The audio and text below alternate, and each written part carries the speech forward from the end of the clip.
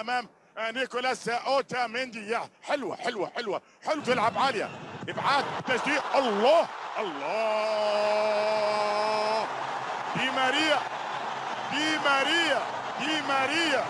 الجودة كما يجب أن تكون، الجودة الأرجنتينية، الجودة الكروية كما يجب أن تكون.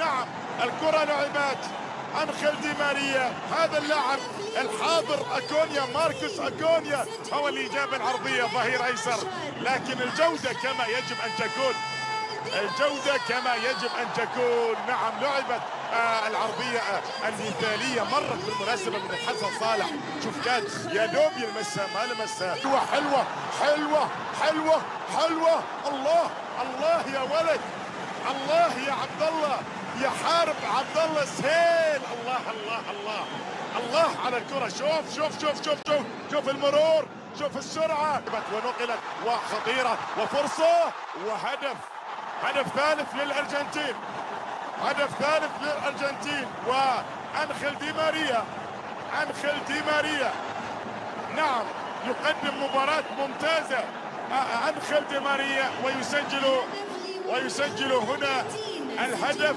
الثالث للأرجنتين، الثاني الشخصي بالنسبة له، والآن وصل دي ماريا إلى 27 هدف في مباراته الدولية رقم 124 في طبعا داخل منطقة الجزاء، تخطى المدافعين. ميسي، مرور، التسديد، الله الله، يسجل.